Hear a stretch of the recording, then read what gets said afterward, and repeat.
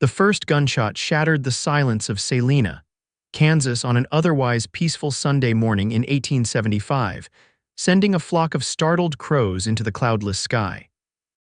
It wasn't unusual to hear gunfire in this growing frontier town, but on the Lord's Day, before church services had even begun, it raised eyebrows and quickened pulses. Lily Wilson clutched her worn Bible tighter to her chest, her steps faltering on the dirt road that led to the white clapboard church perched at the edge of town. Lily had been dreading this morning for weeks. After 6 months in Salina, the whispers had grown from curious murmurs to outright accusations. The young schoolteacher with no husband and a mysterious past had become the favorite subject of town gossip, and today, Pastor Hammond had made it clear she would need to address the congregation about her situation. "Miss Wilson," a voice called from behind her. "Wait a moment, please." Lily turned to see Mrs. Abernathy, the banker's wife, hurrying toward her black Sunday dress sweeping up dust from the road. The woman's pinched face betrayed her purpose before she spoke another word. "I'm not certain it's appropriate for you to attend services today, Mrs. Abernathy said, her voice pitched low though they stood alone on the road. "There's been talk, you understand. The children are my students, Mrs. Abernathy," Lily replied, striving to keep her voice steady. "I have done nothing to warrant nothing." The older woman's eyebrows arched high. A young woman living alone, refusing to explain where she came from or why, and now these letters from St. Louis making inquiries about you. Really, Miss Wilson, there are standards in Salina. Lily felt her cheeks burn. The letters. Someone at the post office must have talked. She squared her shoulders, remembering her father's advice, "Never let them see your fear." "I am going to church, Mrs. Abernathy, if you'll excuse me." Lily walked on, her heart pounding so loudly she was certain the entire town could hear it. The white church loomed ahead, its steeple reaching toward heaven like an accusing finger. Already, people were gathering on the steps, their conversations dying as she approached. Children who normally greeted her with smiles ducked behind their mothers' skirts. As she reached the bottom step, Pastor Hammond appeared in the doorway, his usual welcoming smile replaced by a solemn frown. "Miss Wilson," he said, loud enough for all to hear, "perhaps we might speak privately before the service." The murmuring around her grew louder. Lily felt the weight of dozens of stares, the judgment in their eyes. "No need for privacy, Pastor," came a deep voice from behind her. "Seems to me folks are already conducting their trial right here on the church steps." Lily turned to see a tall man dismounting from a chestnut mare. His clothes were trail-worn, his face shadowed by several days' growth of beard beneath a wide-brimmed hat. Despite the dust of travel, there was something commanding in his posture, in the steady way he looked at the gathering crowd. "This is a private church matter," Pastor Hammond said stiffly. "Is it now?" The stranger tied his horse to the hitching post and approached. "Funny thing about church matters. I recall something about judge not lest ye be judged." A few people shifted uncomfortably. Lily noticed the worn gun belt at the man's hip and the star partially concealed by his duster. A lawman then, but not local. She knew Sheriff Davis well enough from his weekly visits to the schoolhouse. "I don't believe we've made your acquaintance, sir," Pastor Hammond said, his tone cooling further. "Tyler Tucker," the man said, tipping his hat. "U.S. Marshal, just rode in from Topeka."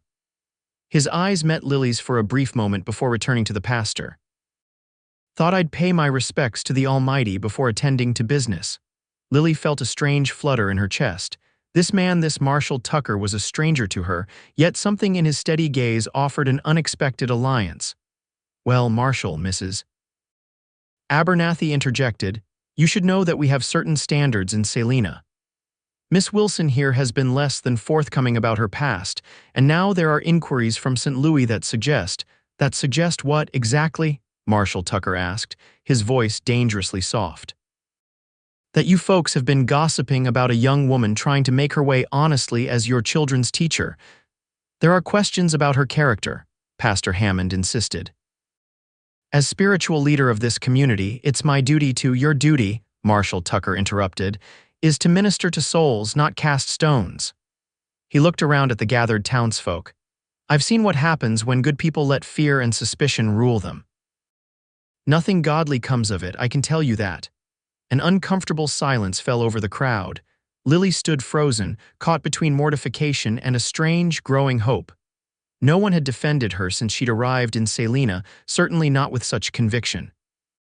"Marshal Tucker," she finally managed, finding her voice. "While I appreciate your concern, I am prepared to address the congregation's questions." His eyes, green as prairie grass after rain, met hers again. "Are you certain, Miss Wilson, you don't owe explanations to anyone but your Maker?"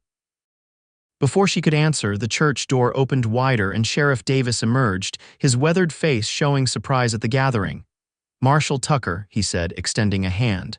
"Headquarters sent word you were coming. Didn't expect you on a Sunday." "Outlaws don't observe the Sabbath, Sheriff," Tucker replied with a grim smile. "Neither can those who hunt them." The sheriff nodded, then looked curiously at the assembly. "What's all this, then?" "They were just about to shame Miss Wilson at church," Marshal Tucker said bluntly. "Seems there's been talk about her character." Sheriff Davis's eyebrows shot up. "Miss Wilson, the schoolteacher?" He looked genuinely perplexed. "What on earth for?" Mrs. Abernathy stepped forward. "There have been inquiries from St. Louis Sheriff, suspicious letters." "And given her unwillingness to discuss her past, letters from her brother, you mean?" Sheriff Davis interrupted. "Good Lord, Agatha, is that what this is about? I received official correspondence about that 2 weeks ago. Miss Wilson's brother is a detective with the St. Louis police trying to locate her after a family tragedy." Lily felt the blood drain from her face. No one in Salina knew about Charles, about what had happened in St. Louis. She'd been so careful. Marshal Tucker's eyes narrowed slightly at her reaction, but his voice remained steady as he addressed the crowd. "Seems to me you good folks might have asked Miss Wilson directly before assuming the worst." "We tried," Pastor Hammond protested. "She refuses to discuss her past." "And that's her right," Marshal Tucker said firmly. "A person's past is their own business unless it endangers others." He looked around the gathering, his gaze lingering on each face until they dropped their eyes. "God knows who's pure here. And it sure as hell isn't those who'd condemn without knowledge." The words hung in the morning air. Several people looked ashamed while others appeared defiant. Mrs. Abernathy's face had turned a mottled red. "Now," Marshal Tucker continued, "I believe church services are about to begin. Why don't we all remember what we're here for? To worship and seek forgiveness, not to sit in judgment of our neighbors." With reluctant murmurs, the crowd began to disperse, filing into the church. Lily remained rooted to the spot, uncertain whether to follow or flee. Sheriff Davis patted her shoulder awkwardly before heading inside, leaving her alone with Marshal Tucker. "Thank you," she said quietly, "but you didn't have to do that." "Maybe not," he agreed, studying her with those penetrating green eyes. "But I've seen enough injustice to last several lifetimes, Miss Wilson. Couldn't stand by and watch more of it." "You don't even know me," Lily pointed out. A slight smile crossed his face, transforming its hard lines into something unexpectedly gentle. "No, madam, I don't. But I know a person running from something when I see one, and in my experience, folks usually have their reasons." Lily stiffened. "I'm not a criminal, Marshal Tucker. Never said you were." He gestured toward the church door. "Are you going in?" She hesitated, looking at the whitewashed building that had, until moments ago, represented a place of community in her lonely new life. Now it seemed as unwelcoming as a fortress. "I think not," she decided. I need to think," he nodded. "Mind if I walk with you a ways? I've been in the saddle since dawn, could use the stretch before I meet with your sheriff." Something told Lily she should decline, that becoming associated with this man would only fuel more gossip.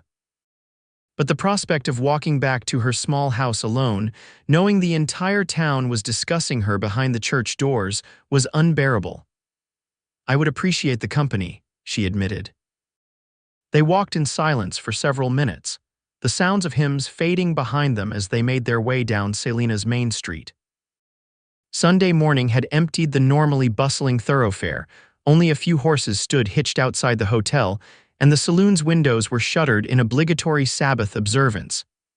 "How long have you been in Salina, Miss Wilson?" Marshal Tucker finally asked. 6 months, she replied. "I came last November to take the teaching position. And before that," Lily gave him a sidelong glance. "Are you investigating me, Marshal?" He chuckled, the sound unexpectedly warm, force of habit, but no, just making conversation. She considered how much to reveal. This man had defended her, but he was still a stranger and a lawman at that. "I was in St. Louis," she said finally. "I taught at a girls' academy there, long way from St. Louis to Salina." "Yes," she agreed without elaboration. To her relief, he didn't press. Instead, he changed the subject. "How do you find teaching here?" "I love it," Lily said, warming to safer ground. "The children are eager to learn. Even the oldest boys who pretend education is beneath them show real aptitude when properly challenged. Sounds like you're a good teacher." "I try to be," she said simply. Every child deserves a chance at knowledge, regardless of their circumstances. They had reached the small house that the town had provided for her use. It was modest but neat, with a tiny garden she had started along the front path. "This is me," she said, stopping at the gate. Marshal Tucker looked at the house, then back at her. "Miss Wilson, I won't pry into your business, but if you're in some kind of trouble, the law might be able to help." Lily felt a chill despite the warm spring morning. "What makes you think I'm in trouble?" "People don't usually run from nothing," he said quietly. "And make no mistake, you ran from something in St. Louis." She straightened her spine, meeting his gaze directly. "Not all troubles can be solved with a badge and a gun, Marshal. Some require simply distance." He studied her for a long moment, then nodded. "Fair enough, but if you change your mind, I'll be in town for at least a week. The Buffalo Hotel." "A week? I thought you were just passing through." "That was the plan," he admitted, "but I'm tracking a gang that robbed a bank in Abilene last month. Have reason to believe they might be holed up near here." The Simmons gang, Lily thought with a start. The robbery had been in all the newspapers, 3 men killed and thousands stolen. She'd heard whispers that they might be in the area but hadn't given it much thought. "Be careful, Marshal," she said. "They sound dangerous." A smile quirked at the corner of his mouth. "Careful's kept me alive this long." He tipped his hat again. "Good day, Miss Wilson." "Good day, Marshal Tucker, and thank you again." She watched him walk away, his tall figure cutting a distinctive silhouette against the morning sky. Only when he had disappeared around the corner did Lily enter her house, bolting the door behind her. Inside, she leaned against the wood, heart racing. The past she'd tried so hard to escape was catching up to her. Charles was looking for her, and now this marshal was asking questions, however benign they seemed. Crossing to the small writing desk in the corner of her parlor, Lily unlocked the bottom drawer and removed a leather-bound journal. Inside were newspaper clippings, letters, and a daguerreotype of a handsome young man in uniform. Lieutenant James Blackwell, her fiancé, or at least the man who had been her fiancé until that terrible night in St. Louis. Lily closed the journal with trembling hands. She would have to leave Salina now, start over somewhere else, somewhere farther west perhaps. The thought brought tears to her eyes. She loved her students, loved the little life she had built here despite the townspeople's suspicions, but staying meant risking everything. If Charles found her, if the truth came out. Lily sank into a chair, the weight of her secrets pressing down like a physical burden. She had 1 week, perhaps less, before she would need to disappear again. 1 week to say goodbye to her students, to pack her meager belongings, to become someone new yet again. And all the while, a U.S. Marshal would be in town, a man too perceptive by half, with eyes that seemed to see right through her carefully constructed walls. Marshal Tyler Tucker, tied to the few who knew him well enough, spent the afternoon going over reports with Sheriff Davis. The Simmons gang had last been seen near the Kansas-Nebraska border, but information suggested they were moving south, possibly toward Indian Territory. 3 men at least, Sheriff Davis said, pointing to a crude map. Jacob Simmons and his brother Illy for certain. The third might be that Mexican fella they sometimes ride with, Manuel something.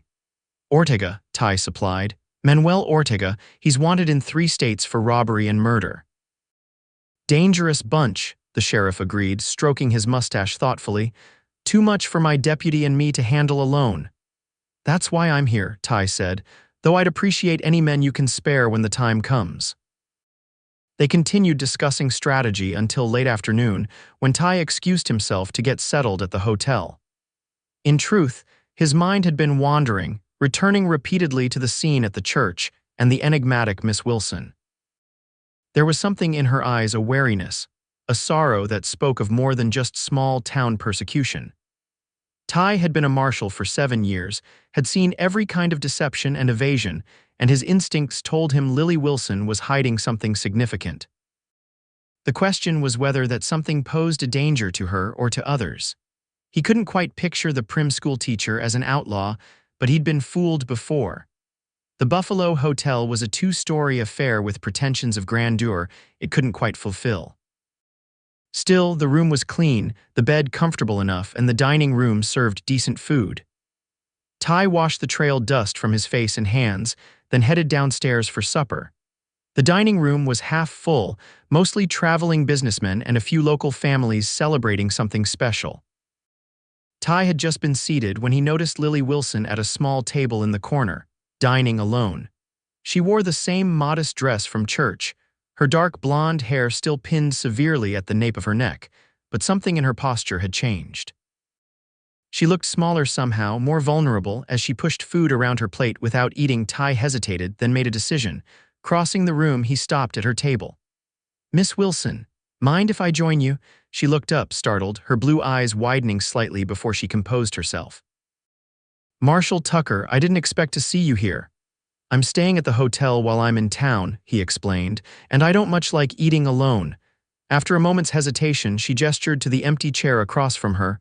"Please." Ty sat, signaling the waiter to bring his meal to this table instead. "I'm surprised to see you dining out. Thought most folks would take Sunday supper at home." A shadow crossed her face. "I'm not much of a cook," she said, "and the hotel dining room is usually quiet on Sundays." "Until strange marshals intrude on your solitude," he said with a slight smile. That earned him a small smile in return. "You're hardly intruding after this morning. I suspect you're the only person in Salina willing to be seen with me in public today." "People have short memories," Ty assured her. "By next Sunday they'll have found someone else to gossip about." "Perhaps," she agreed, though she didn't sound convinced. Their conversation paused as the waiter brought Ty's meal: roast beef, potatoes, and greens. Simple fare, but it smelled good after days of trail cooking. "How long have you been a marshal?" Lily asked as he began eating. 7 years, he replied between bites. "Before that, I rode with the Kansas Volunteers during the war, then did some ranch work down in Texas." "You've seen a lot of the country then." "More than most," he agreed, "though usually the worst parts of it. Marshals don't get called to peaceful towns where everything's going right." She smiled again, more genuinely this time. "I suppose not." "What about you?" he asked. "Have you always been a teacher?" Lily hesitated, taking a sip of water before answering. "Since I was 19. My father believed strongly in education, especially for women. He made sure my brother and I both attended university." "That's progressive thinking." "My father was a progressive man." A genuine fondness crept into her voice. "He was a professor of literature at Washington University in St. Louis. He believed knowledge was the great equalizer." "Was?" Ty asked gently, noting her use of the past tense. "He died last year," she said, her eyes dropping to her plate. "Influenza." "I'm sorry for your loss." "Thank you." She took another sip of water, clearly struggling to maintain her composure. "It was difficult. We were very close." Ty sensed there was more to the story, but he didn't press. Instead, he steered the conversation to safer ground, asking about her teaching methods and her students. Lily gradually relaxed, speaking with increasing animation about her work. "The older girls are especially keen to learn," she was saying. "Society offers them so few options beyond marriage, but with a proper education, they could become teachers themselves or nurses." Or she broke off as the dining room door opened and several churchgoers entered, including Mrs. Abernathy and the pastor. The newcomers stopped in their tracks, staring at Lily and Ty's table with undisguised surprise. "Perhaps I should go," Lily murmured, reaching for her small purse. "Nonsense," Ty said firmly. "You have as much right to dine here as anyone, Mrs. Abernathy made a show of selecting a table as far from them as possible, whispering loudly to her companions. Pastor Hammond looked uncomfortable but followed her lead. "They're determined to think the worst of me," Lily said quietly, "and now they'll think the worst of you for associating with me." "I've been thought worse of for less reason," Ty replied with a wry smile. "Besides, I've never much cared what people think." "A luxury not everyone can afford," she observed. Their eyes met across the table, and Ty was struck again by the depth of sadness in hers despite her composed exterior. Whatever had driven Lily Wilson from St. Louis, it had left scars that hadn't healed. Miss Wilson, he said carefully, I meant what I said this morning. If you're in trouble, I might be able to help. She shook her head slightly. Some troubles can't be fixed, Marshal Tucker. They can only be outrun. In my experience, running rarely solves anything. Problems have a way of catching up. Yes, she agreed, a hint of bitterness creeping into her voice. They certainly do. Before he could respond, a commotion erupted outside, shouts and the pounding of hooves. Ty was on his feet instantly, hand moving to his holster.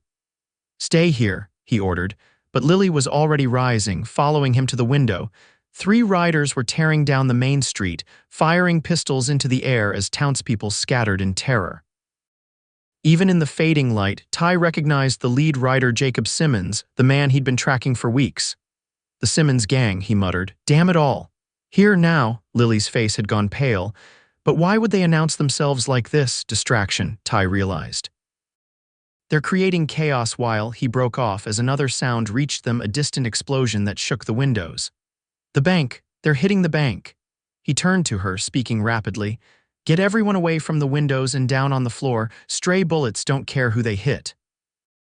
Without waiting for a response, Ty drew his Colt and headed for the door, ignoring the panicked cries of the other diners.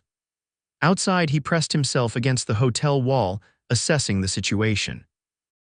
The 3 riders were circling back toward the bank, where smoke was now billowing from a blown safe. 2 more men emerged from the bank building, bags in hand, rushing toward horses tied at a side street, 5 of them, not 3. The reports had been wrong. Ty took careful aim at the nearest rider and fired. The man jerked in his saddle but stayed mounted, returning fire wildly. Bullets splintered the wood beside Ty's head, forcing him to duck back behind the hotel corner. Down the street, he saw Sheriff Davis emerge from his office, shotgun in hand. The sheriff managed to get off one blast before a hail of bullets drove him back inside. This was going badly. Outnumbered and outgunned, Ty knew the smart play was to let the gang escape and track them later, but they'd terrorize the town on their way out, and innocent people might die. He was preparing to make another attempt when movement at his side startled him. Lily Wilson had appeared beside him, clutching a Winchester rifle. What the hell are you doing? He demanded. Get back inside. I know how to shoot, she said tersely. My father taught me. Before he could argue, she stepped slightly away from the building, raised the rifle to her shoulder and fired in one smooth motion. One of the gang members cried out, clutching his arm as his horse reared in panic. Ty stared at her in disbelief. That was no beginner's shot. It was the work of someone who knew exactly what they were doing. 2 on this side, Lily said, working the lever to chamber another round. You take the left. Too stunned to argue, Ty nodded and positioned himself. Together, they fired at the men approaching from the bank. One went down hard, the other diving for cover behind a water trough. The 3 mounted men were regrouping, clearly surprised by the resistance. Ty heard Jacob Simmons shouting orders, then all 3 turned their horses and galloped toward the bank, presumably to collect their wounded comrade. They're retreating, Lily said, her voice strangely calm, but they'll try to circle around behind us. How do you, Ty began, then shook his head. Never mind, we need to get to the sheriff's office, more firepower there and a better defensive position. She nodded, already moving in that direction while keeping close to the buildings for cover. Ty followed, his mind racing with questions even as they dashed across an exposed intersection. They reached the sheriff's office just as Davis was emerging again. His face registered shock at seeing Lily with a rifle, but he quickly recovered. 5 of them, he reported, blew the safe at the bank. Tompkins, the night guard, is dead. One's wounded, Ty said, maybe 2 now. They've retreated for the moment, but they'll be back. The sheriff looked grim. My deputies out at the Peterson farm won't be back till morning. Where are they most likely to go from here? Lily asked, peering cautiously out the window. Both men looked at her. Miss Wilson, Sheriff Davis said carefully, I think it's best if you let us handle this. With all due respect, Sheriff, she replied without looking away from the window, you're outnumbered even with my help, and I've already demonstrated I can shoot. She's right, Ty admitted reluctantly. And to answer your question, they'll probably head south toward Indian Territory. It's their best chance of losing pursuit. There's only one good crossing of the Solomon River within 20 miles, Sheriff Davis said thoughtfully. If we could get ahead of them. We'd still be outnumbered, Ty pointed out, and they'd see us coming across that open ground. Lily turned from the window, her expression determined. Not if they're being pursued from another direction. Both men stared at her. What are you suggesting? Ty asked. A diversion, she said. I know this area well from school excursions. There's an old hunter's cabin about 2 miles east of the river crossing. If someone were to fire shots from there, make them think they were being followed from that direction. They'd avoid the crossing and look for another way across, Sheriff Davis finished, nodding slowly. Could work. It's too dangerous, Ty objected. Miss Wilson, you can't. I'm not suggesting I do it, she interrupted. You're the better shot, Marshal. You should take position at the crossing. Sheriff Davis can create the diversion. Ty exchanged looks with the sheriff. The plan had merit, though he was still bewildered by this schoolteacher's sudden transformation into a tactical advisor. And where will you be during all this? He asked. I'll stay here in town, she said. Someone needs to organize the townspeople in case any of the gang circles back. Sheriff Davis scratched his beard thoughtfully. Makes sense. I can get to that cabin in under an hour on horseback. Ty hesitated, still uncertain about leaving Lily in town, but time was of the essence. All right, he agreed finally. But be careful, both of you. These men won't hesitate to kill. As they quickly gathered ammunition and supplies, Ty found a moment alone with Lily near the gun cabinet. You want to tell me how a schoolteacher knows so much about outflanking outlaws? He asked quietly. She met his gaze steadily. My father taught history as well as literature, Marshal. Military strategy was a particular interest of his. It wasn't a complete lie, Ty thought, but it wasn't the whole truth either.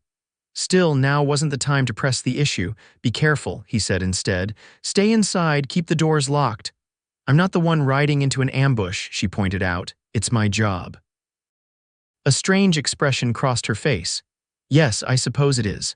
Sheriff Davis joined them, shotgun in hand. Ready, Marshal, we should move before they regroup. Ty nodded, giving Lily one last searching look before following the sheriff out the back door to where horses waited in a small corral. As they rode out of town, keeping to side streets to avoid detection, Ty's thoughts kept returning to the enigmatic schoolteacher. The way she handled that rifle, the tactical thinking, her unnaturally calm demeanor during the gunfight, none of it fit with the quiet, somewhat timid woman he'd met at the church that morning. Whoever Lily Wilson really was, she was far more than she appeared. And Ty was beginning to suspect that her past might be more complicated and dangerous than even the town gossips could imagine. Lily watched from the sheriff's office window until the two men disappeared from view. Only then did she allow herself a moment of weakness, leaning against the wall as her hands began to tremble. It had been nearly a year since she'd held a rifle, since that night in St. Louis when everything had changed. She'd sworn never to touch a weapon again, yet the moment the shooting started, muscle memory had taken over. The Winchester had felt familiar in her hands, the sights aligning naturally as she squeezed the trigger, just like Charles had taught her, just like she'd done that night. Pushing the memories aside, Lily focused on the task at hand. The town was in chaos, people huddled in businesses or homes, uncertain if the danger had passed. Someone needed to organize them to make sure no one panicked and made themselves a target if the outlaws returned.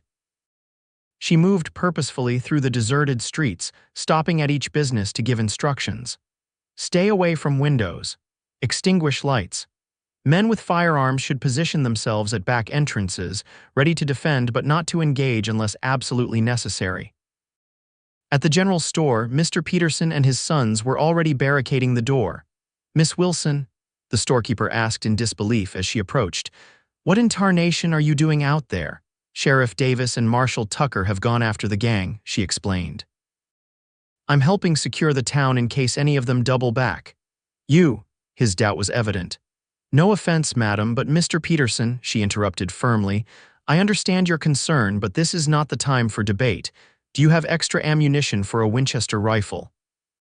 Somewhat dazed, he produced several boxes of cartridges. Lily took them, thanking him briskly before continuing on her rounds. By the time she reached the schoolhouse on the edge of town, darkness had fallen completely.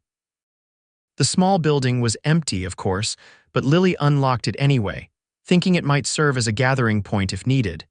As she lit a single lamp in her classroom, the familiar surroundings calmed her. Rows of desks, the chalkboard where she'd written tomorrow's lessons just hours ago, books lined neatly on shelves. This was her world now, the one she'd chosen to remake herself in. A sound at the window made her freeze. Slowly, she extinguished the lamp and moved to the wall beside the window, Winchester ready.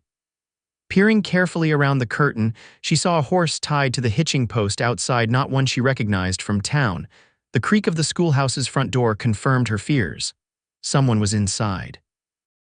Lily positioned herself in the darkest corner of the classroom, rifle raised. She controlled her breathing, just as she'd been taught, and waited. Footsteps approached down the short hallway, then paused at the classroom door. A figure appeared in the doorway, silhouetted against the faint starlight from the hall window. "I know you're in here," a man's voice said. "I saw the light go out." Lily remained silent, fingers steady on the trigger. "You're the woman who shot Ali," the man continued. "Got him right in the arm." "Nice shooting." He stepped further into the room. "The boys said you were with that Marshal. Thought I'd pay you a visit, see if you might make good leverage." Jacob Simmons, Lily realized. The leader of the gang. She could shoot him now, end the threat to the town and to Marshal Tucker. One pull of the trigger, just like that night in St. Louis, her hesitation cost her. Simmons moved suddenly, striking a match to light a lamp on her desk. In the flare of light, he spotted her in the corner. Well, he drawled, reaching for his pistol. "What have we here?" Lily fired, but her shot went wide as Simmons dove for cover behind her desk. He returned fire, the bullet splintering the wall inches from her head. "Feisty one, ain't you?" he called out, sounding almost amused. "Most schoolmarms I know faint at the sight of a gun." "I'm not most schoolmarms," Lily replied, moving silently to a different position. "So I see." Another shot rang out, closer this time. "What's your name, darlin'? Seems only polite to know who I'm killing." Lily didn't answer, focusing on locating his position in the dimly lit room. He'd moved from the desk, possibly toward the supply cabinet. "Silent type, huh?" Simmons was still talking, likely trying to get her to reveal her location. "That's all right. We've got all night." A floorboard creaked to her right. Lily swung the rifle in that direction and fired. A curse told her she'd come close. "Now that wasn't nice," Simmons growled, his amusement fading. "I'm done playing games." Something crashed across the room. He'd toppled a bookshelf. In the confusion, Lily didn't hear him approach until it was too late. A hand grabbed her rifle barrel, shoving it upward as another hand seized her throat. "Gotcha," Simmons snarled, his face inches from hers in the dim light. "Now let's try this again. What's your name?" Lily struggled, trying to break his grip. "Lily Wilson," she gasped. "Well, Miss Wilson," he said, tightening his hold on her throat, "you've caused me quite a bit of trouble tonight. My brother might lose that arm thanks to you." "Good," she managed to say, rage flashed in his eyes. He released the rifle to punch her hard across the face. Lily's head snapped back, stars exploding in her vision as she tasted blood. "Where are the marshal and the sheriff?" Simmons demanded, dragging her to her feet. "Where'd they go?" Despite the pain, Lily forced herself to think clearly. Every minute she kept Simmons here was a minute he wasn't with his gang, a minute that might give Ty and the sheriff an advantage. "They went for help," she lied. "More marshals in Abilene. They'll be back by morning with a dozen men." Simmons cursed, clearly weighing his options. "You're lying." "Am I?" Lily met his gaze steadily. "Why do you think they left the town? They knew you'd be coming back." Indecision flickered across his face, then his grip on her throat tightened again. "Doesn't matter. We'll be long gone by then, but first I think I'll leave them a message." He began dragging her toward the door. Lily fought, but he was much stronger. As they reached the hallway, desperation gave her an idea. She went suddenly limp, as if fainting. Surprised, Simmons loosened his grip slightly to keep her from falling. It was enough. Lily drove her elbow into his stomach with all her strength, then stomped hard on his instep. As he doubled over, she broke free and ran for the front door. She was halfway across the schoolyard when the shot rang out. Pain exploded in her left shoulder, spinning her to the ground. Lily tried to rise, but her arm wouldn't support her weight. Simmons approached slowly, gun still aimed at her. "That was stupid," he said, breathing heavily. "Now I'm really angry." Lily stared up at him, refusing to show fear even as blood soaked her sleeve. "They'll hang you for this," she said. "Marshal Tucker won't stop until he finds you." Something in her tone made Simmons pause. A slow, unpleasant smile spread across his face. "The Marshal, huh? He's sweet on you or something?" When she didn't answer, his smile widened. Well, now that changes things. Maybe I won't kill you just yet. Maybe you're worth more to me alive. He reached down to grab her uninjured arm, hauling her roughly to her feet. We're going for a little ride, Miss Wilson. Your Marshal friend is about to learn a hard lesson about distractions. At the Salina River crossing, Ty Tucker crouched behind a fallen cottonwood, watching the moonlit water with growing unease. It had been 2 hours since he and Sheriff Davis had parted ways, and there was still no sign of the Simmons gang. They should have been here by now. Even allowing for time to regroup after the bank robbery, the gang couldn't have been more than 30 minutes behind them leaving town. Something had gone wrong. A rustle in the brush behind him brought Ty's gun up, but he relaxed as he recognized Sheriff Davis's familiar outline. "Any sign of them?" Davis asked, dropping down beside him. Ty shook his head. "Nothing. You fired some shots from near that cabin like we planned, waited a while, then circled back." The sheriff frowned.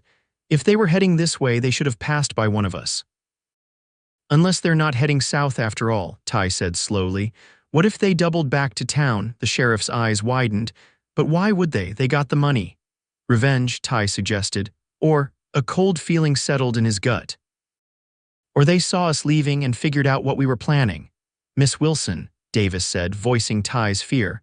"She's alone back there." They were on their horses and riding hard before another word was spoken. Ty pushed his mount to the limits, ignoring the dangerous terrain in the darkness. All he could think about was Lily, her blue eyes, her quiet determination, the secrets she carried. If anything happened to her because he'd left her behind. The outlying farms of Salina came into view shortly before midnight. Everything appeared quiet, too quiet. No lights burned in any of the windows, no movement disturbed the stillness. "Could be they never came back," Sheriff Davis said hopefully as they slowed their horses to a walk, approaching cautiously. "Maybe," Ty agreed, though his instincts told him otherwise. "We'll check the town first, then your office." They rode down the main street, alert for any sign of the gang. The businesses were all shuttered tight, the hotel dark save for a single lamp in the lobby. No bodies in the street, at least, which was something to be grateful for.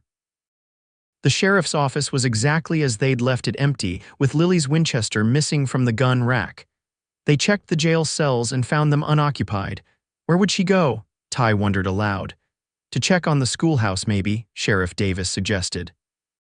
She's mighty protective of that place. The schoolhouse sat at the edge of town, a simple white building surrounded by a wooden fence. As they approached, Ty noticed the door standing slightly open, a faint light visible inside. "Stay alert," he murmured to the sheriff. "Could be a trap." They dismounted well back from the building, approaching on foot with weapons drawn. Ty took the lead, easing the door open wider with the barrel of his Colt. The interior was a shambles. Overturned desks, a toppled bookshelf, broken glass from a lamp, clear signs of a struggle. And on the floor near the teacher's desk, a dark stain that Ty recognized immediately as blood. "Damn it," he swore, kneeling to touch the still wet stain. "Recent, within the last hour." Sheriff Davis was examining the rest of the room. "Look at this," he said, pointing to bullet holes in the wall. "There was a gun battle in here. And someone was hit," Ty said grimly, following a trail of blood droplets to the front door and out into the schoolyard. There the trail ended abruptly. "Mounted up," the sheriff concluded. "Either she got away on horseback or Simmons took her," Ty finished, his voice hardening, "to use as leverage or worse." He strode back to his horse, mind racing. If Simmons had Lily, where would he take her? Not south to the river crossing, they'd have seen them. East toward Abilene. West into the more sparsely populated areas. "We need to split up," he told the sheriff. "You head west along Mulberry Creek. I'll go east toward the old Chapman farm. It's abandoned, might make a good hideout. And if neither of us finds anything." "Meet back here at dawn," Ty said, already mounting his horse. "Bring anyone you can round up. If we haven't found them by then, we'll organize search parties." The sheriff nodded grimly. "Be careful, Marshal. Simmons is a mad dog when he's cornered." "I know," Ty said, checking his ammunition. "But now he has something I want. That makes us even." They parted ways at the edge of town, the sheriff heading west while Ty urged his horse into a gallop eastward. The night was clear, stars providing just enough light to see the trail, but Ty knew he was working against time. If Simmons had hurt Lily or worse, he pushed the thought aside, focusing instead on the hunt. 5 miles east of town, he slowed his horse, looking for any sign of recent passage. The ground was hard here, showing few tracks, but Ty had been tracking outlaws long enough to notice the small details others missed. There a broken branch on a cottonwood at the height where a rider might brush against it. Fresh, too, the sap still wet. And beyond, the faint impression of hoofprints leading away from the road toward a line of hills. Ty dismounted, leading his horse quietly as he followed the signs. He'd been right about the Chapman farm. Through a gap in the hills, he could just make out the dark outline of buildings against the starry sky. A faint light flickered in what had once been the farmhouse, not a proper lamp, but perhaps a campfire. Ty tethered his horse to a scrubby pine and continued on foot, moving silently through the dry grass. As he drew closer, voices became audible, men arguing. Ty crept to the edge of a dilapidated barn, listening. "Should have left her in town," someone was saying. "She's slowing us down." "She's insurance," came the reply, Jacob Simmons's distinctive drawl. "That marshal seemed mighty concerned about her welfare. If he catches up to us, we've got something to bargain with." "If she lives that long," a third voice muttered. "She's losing a lot of blood, Jake." "Then bind it up better," Simmons snapped. "I need her alive, at least until we reach the territory." Ty peered carefully around the barn wall. The abandoned farmhouse stood about 30 yards away, its windows broken, roof partially collapsed. Through the glassless windows, he could see movement inside 3 men that he could count, possibly more. No sign of Lily yet. He needed to get closer, but the open ground between the barn and house offered no cover. Circling around to the back would take too long, and time was critical if Lily was wounded. A distraction, then. Ty searched the barn until he found what he needed: an old lantern, miraculously still containing a small amount of oil. Using his bandana and a match, he fashioned a crude firebomb. Taking careful aim at the old hay storage shed some distance from the house, Ty threw the lantern as hard as he could. It arced through the night air, crashing through the shed's rotted wood roof. Flames erupted almost immediately, the dry hay catching fire with explosive speed. Shouts of alarm came from the farmhouse. 2 men rushed out, running toward the burning shed. Ty seized his opportunity, dashing across the open ground to the house's back wall. Pressing himself against the weathered boards, he edged toward a broken window. Inside, he could hear Simmons cursing. "It's a trick! Get back here, you idiots!" Ty drew his Colt and chanced a quick look through the window. Simmons stood in the center of what had once been the main room, a pistol in his hand. A third gang member, the wounded one, judging by the blood-stained bandage on his arm, was positioned near the front door. And there, in the far corner, sat Lily. Her dress was torn and bloody, her face bruised, but she was conscious, her eyes alert despite the crude binding around her wounded shoulder. Those eyes widened slightly as she caught sight of Ty at the window, but otherwise she gave no sign of having seen him. Smart woman, Ty thought with grim admiration. Even injured and captive, she kept her wits about her. "Manuel, Illy, get back in here," Simmons was shouting to his men outside. "It's that damn marshal, I know it." Ty knew he had only moments before the others returned. Drawing a deep breath, he smashed through the remaining glass of the window and fired twice in rapid succession. The man by the door dropped instantly, a bullet in his chest. Simmons dove for cover, returning fire wildly. "Drop it, Simmons," Ty called out. "Your men are down and the sheriff's on his way with a posse." "Like hell," Simmons shouted back. "I've still got your woman, Marshal. Come in and I'll put a bullet in her head." Ty risked another glance through the window. Simmons had moved behind an overturned table, his gun now pointed at Lily. "You shoot me, she dies," the outlaw warned. "Throw your gun in first, then come in slow with your hands up." "Don't do it, Marshal," Lily called out, her voice surprisingly strong despite her injury. "He'll kill us both anyway," Simmons backhanded her savagely. "Shut up." Rage surged through Ty at the sight, but he forced himself to think clearly. The other 2 gang members would be returning any moment. He needed to end this now. "All right, Simmons," he called. "Don't hurt her again, I'm coming in." He made a show of tossing something through the window, his hat. Not his gun, then ducked low and moved quickly to the back door. As he'd hoped, the diversion drew Simmons's attention just long enough for Ty to kick in the rotted door and enter. Gun raised, Simmons whirled, firing wildly. Ty felt a bullet graze his arm but held steady, squeezing off 2 shots. The first missed, the second caught Simmons in the shoulder, spinning him around. But the outlaw didn't go down. With surprising speed, he lunged toward Lily, grabbing her by the hair and pressing his gun to her temple. "Drop it, Marshal," he panted, blood soaking his shirt from the shoulder wound, "or I swear I'll blow her brains out." Ty froze, his Colt still aimed at Simmons. "Let her go, Jacob, it's over."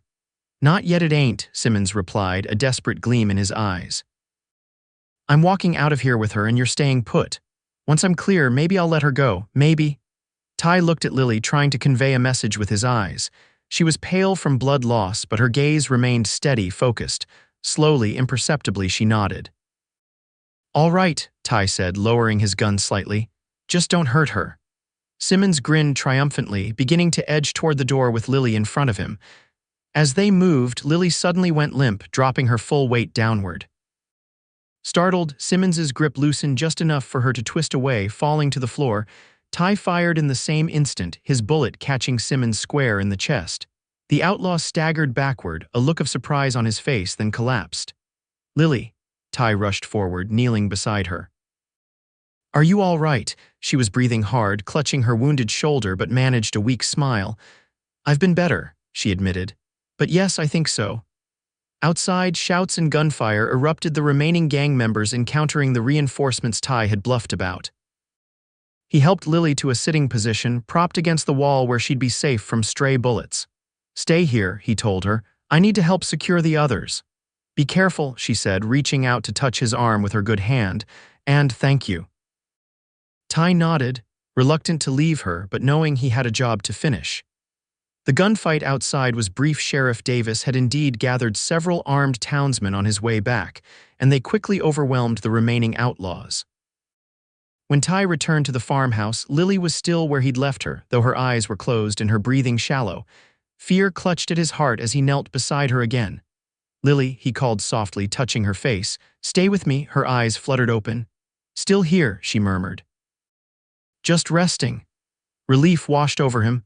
"We need to get you to a doctor. Can you ride, if necessary?" she said, attempting to stand. Ty helped her up, supporting most of her weight as they made their way outside. Sheriff Davis approached, his expression shifting from triumph to concern as he saw Lily's condition. "Miss Wilson, my God, what did those animals do to you?" "Shot me," she replied with surprising dryness, though not for lack of trying to shoot them first. The sheriff shook his head in amazement. "Never would have believed it if I hadn't seen the schoolhouse. You're either the bravest or the most foolhardy schoolteacher I've ever met." "Perhaps a bit of both," she admitted. Ty lifted her carefully onto his horse, then mounted behind her, supporting her with one arm while holding the reins with the other. "We'll ride ahead," he told the sheriff. "Get the town doctor ready." As they rode back toward Salina, Lily leaned against Ty's chest, her body warm despite her injury. The intimacy of their position wasn't lost on him, nor was the strange protectiveness he felt toward this woman he barely knew. "You're full of surprises, Miss Wilson," he said quietly as the town's lights appeared in the distance. She didn't respond immediately, and for a moment he thought she might have fallen asleep or lost consciousness. Then, so softly he almost missed it, she whispered, "My name isn't really Wilson." Ty tightened his arm around her slightly. "I figured as much. It's Lawrence, Lily Lawrence." "Is that the truth?" She nodded against his chest. "Yes, one of the few truths I've told since coming to Salina." "You can tell me the rest when you're ready," Ty said. "For now, let's just focus on getting you well." The town doctor pronounced Lily lucky. The bullet had passed clean through her shoulder without hitting bone or major blood vessels. With rest and proper care, she would make a full recovery. The news lifted a weight from Ty's chest that he hadn't realized was there. For 3 days, he barely left her side, taking a room at the Buffalo Hotel and checking on her frequently as she recuperated in her small house. The townsfolk, chastened by her bravery in the face of the gang's attack, had undergone a remarkable change of heart. Women who had shunned her at church now brought food and offered assistance. Men who had whispered behind her back now tipped their hats respectfully when Ty mentioned her name. On the 4th day, when Lily was finally strong enough to sit up comfortably in her parlor, Ty brought her tea and settled into the chair opposite hers. "Time for truth, I think," he said gently, "if you're feeling up to it." Lily looked down at her teacup, then raised her eyes to his. "Yes," she agreed. "It's time."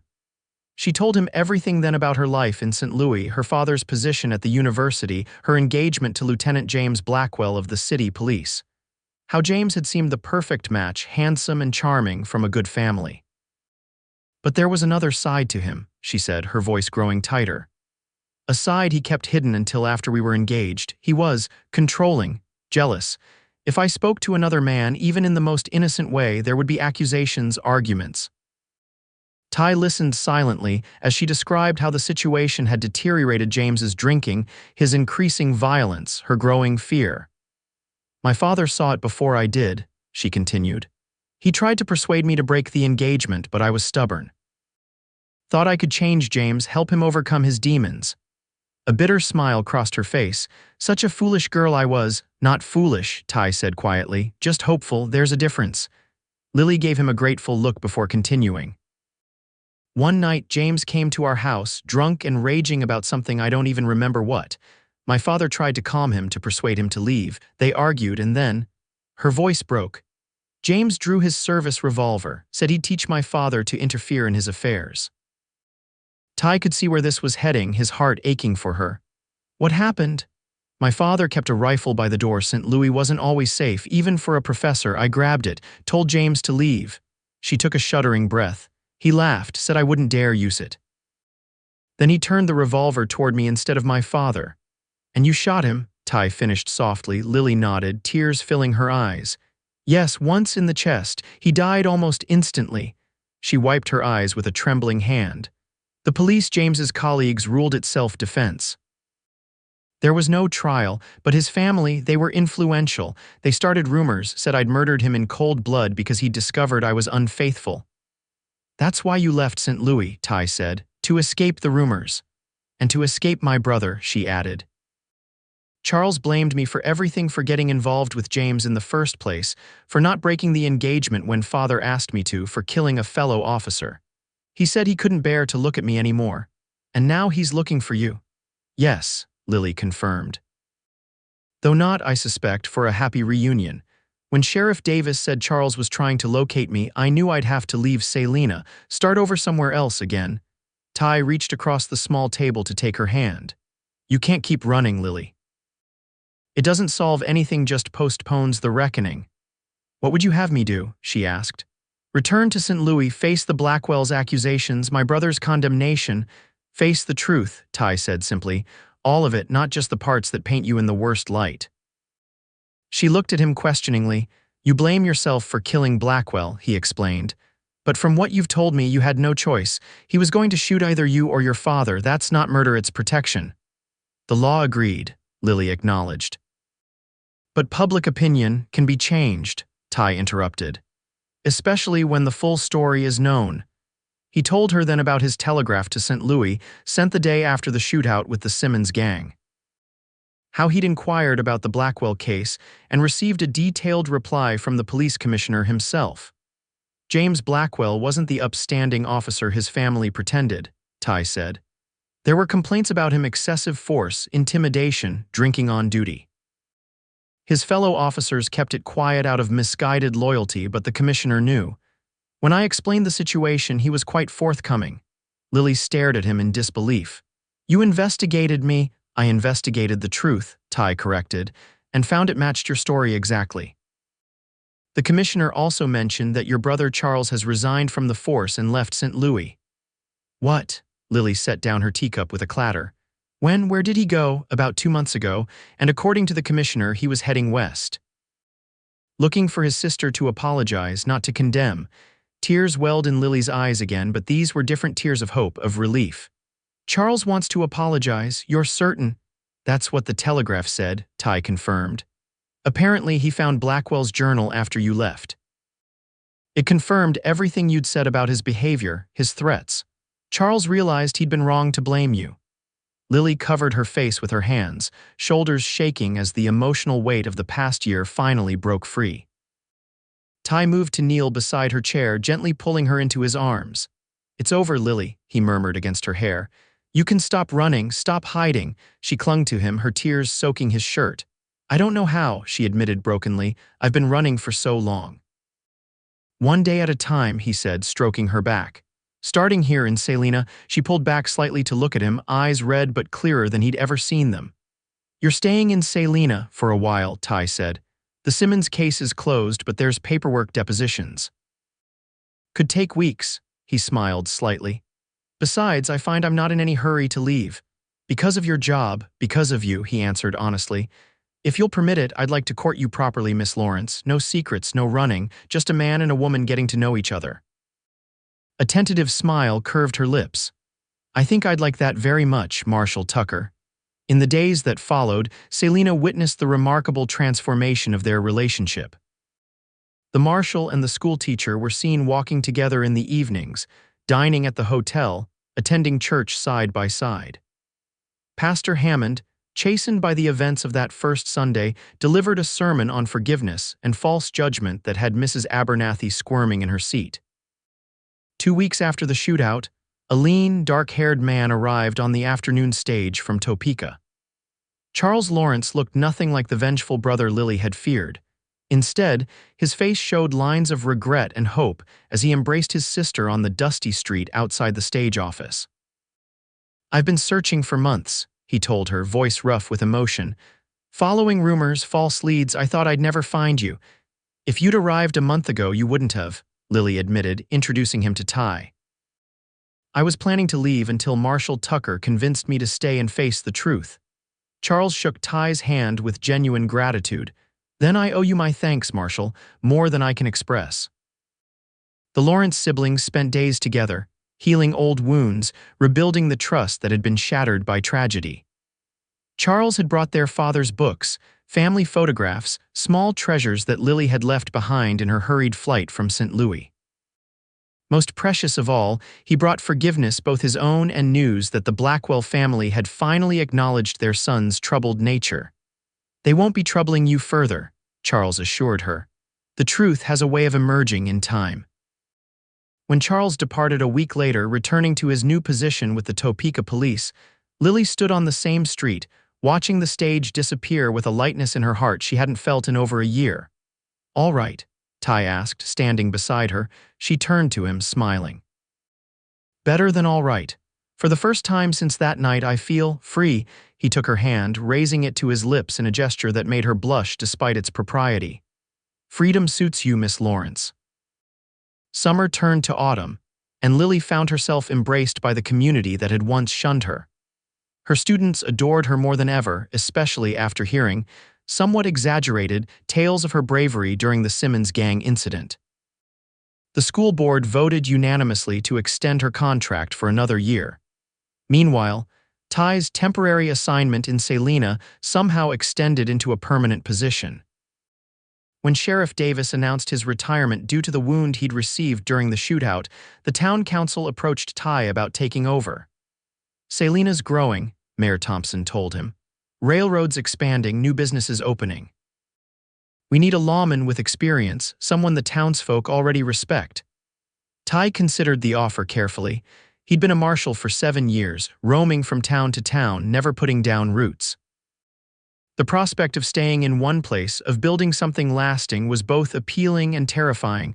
I'll need to think about it, he told the mayor. Discuss it with someone. That someone, of course, was Lily.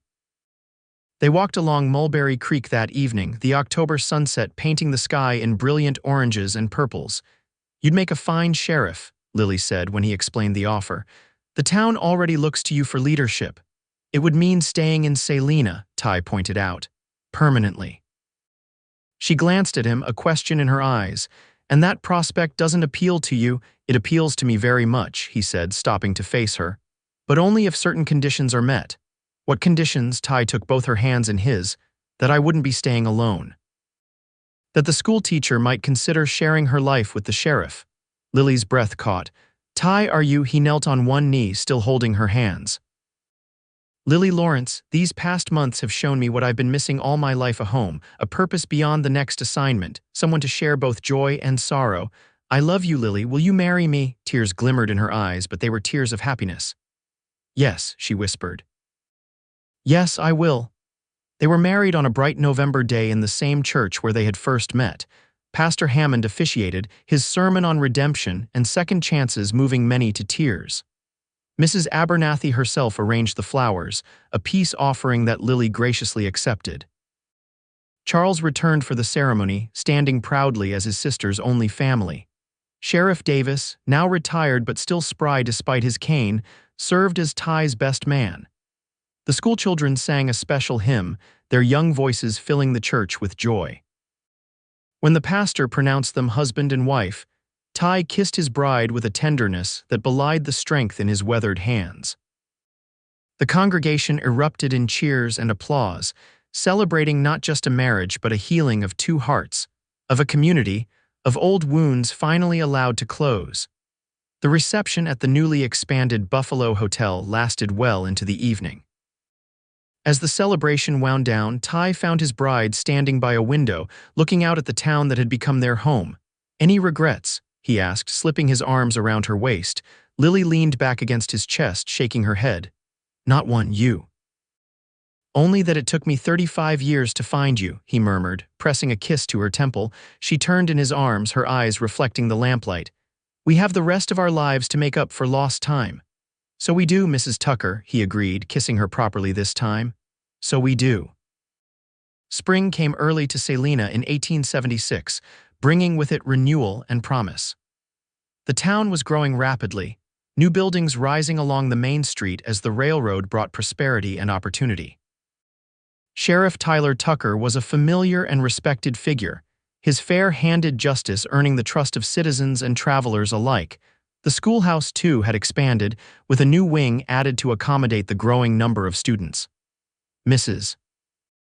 Lily Tucker, still Miss Wilson to her pupils by day, had introduced innovations that raised eyebrows at first, but soon proved their worth.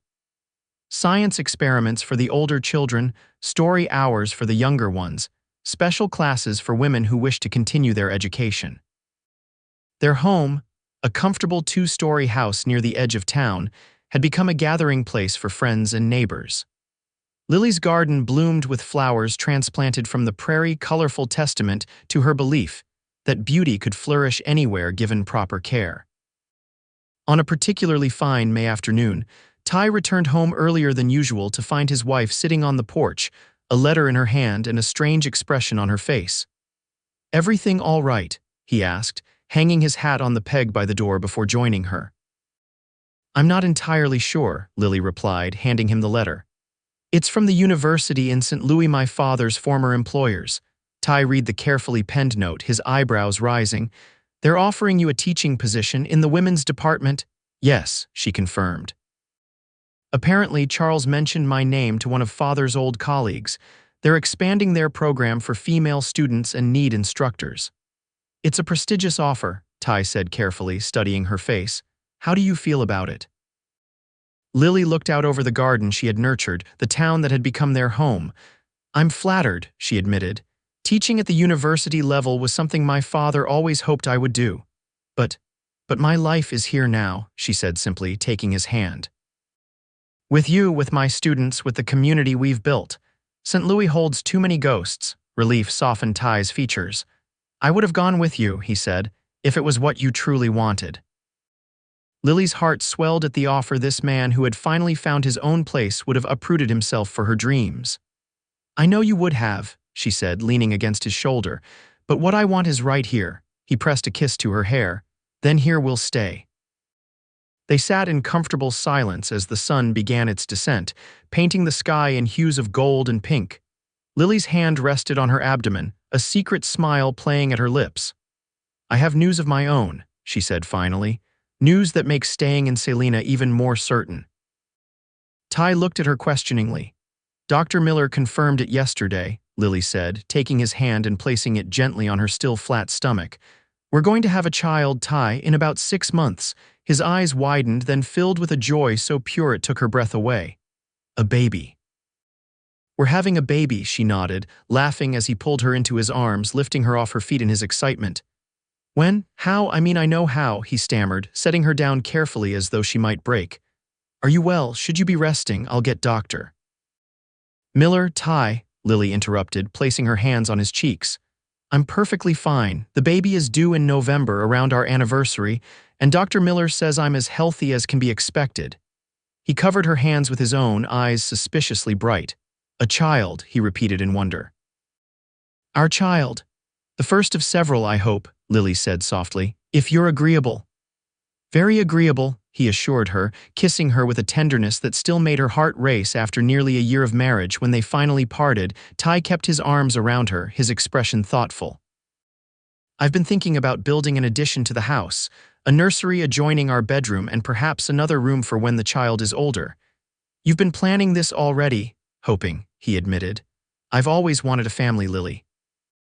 A real one, not just the makeshift kind you find on the trail. She touched his face gently. You'll make a wonderful father, patient, kind, strong when needed. I hope so, Ty said, a shadow of uncertainty crossing his face. My own father wasn't much of an example. Left when I was 10, never saw him again. Then you'll be the father you wished you'd had, Lily said firmly, just as you're the husband I never dared hope for. Their son, James Charles Tucker, was born on a snowy November night, arriving with a lusty cry that Dr. Miller declared the healthiest sound I've heard from a newborn in 20 years of practice. Ty, who had paced the hallway for hours as Lily labored, wept unashamedly when the doctor placed the red-faced, squalling infant in his arms. He's perfect, he whispered, bringing the child to Lily's side. Just like his mother. Lily, exhausted but radiant, reached out to touch her son's tiny hand. He has your eyes, she observed, and your determination. Poor child, Ty joked, though his voice was thick with emotion. Let's hope he has your brains and your heart to balance it out. Charles arrived a week later, bearing gifts for his new nephew and marveling at how motherhood suited his sister. You're glowing, Lily, he observed. Happiness becomes you. The christening was held in the same church where 3 years earlier the congregation had nearly cast Lily out.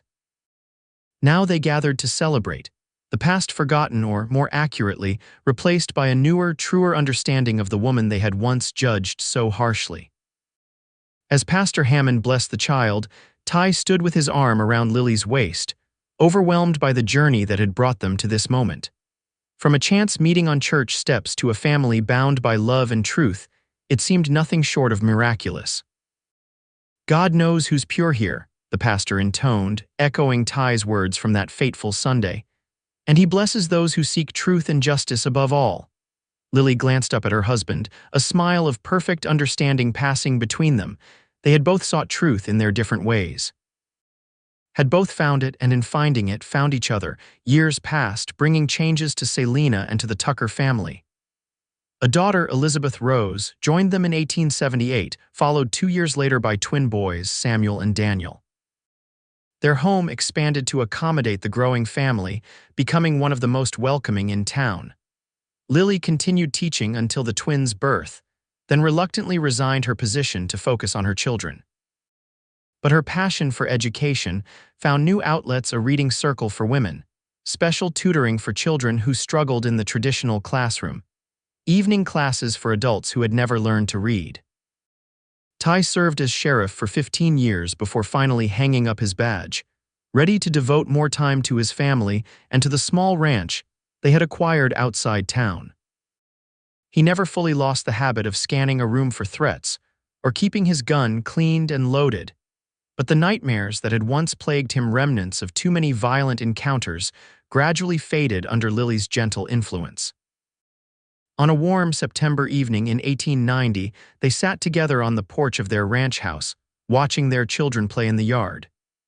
James, now 14, was showing his younger siblings how to lasso a fence post, his movements precise and controlled like his father's. Elizabeth, at 12, supervised the game with the same quiet authority her mother had always shown in the classroom. The twins, energetic 10-year-olds, competed enthusiastically despite their sister's attempts to maintain order. They're growing so fast, Lily observed, her head resting on Ty's shoulder. James will be ready for university soon.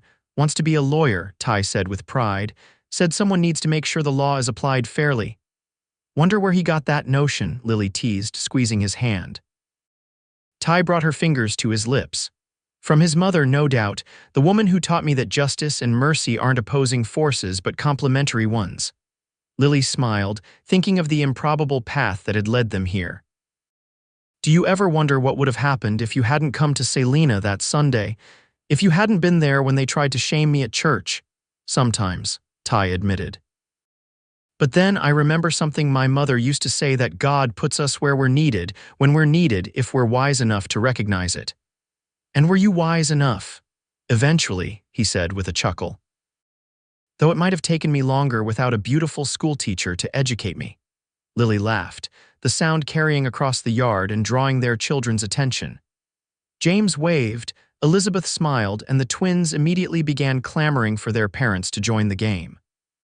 We're being summoned, Ty observed, rising and offering Lily his hand. Shall we, Mrs. Tucker? Always, Sheriff, she replied, using the title that had become an endearment between them long after he'd relinquished the actual role. Hand in hand, they crossed the yard to join their children, their legacy, under the vast Kansas sky. Behind them stood the home they had built together, and before them stretched a future still unfolding, bright with promise, secure in love, and founded on the truth they had both sought and found in each other's arms.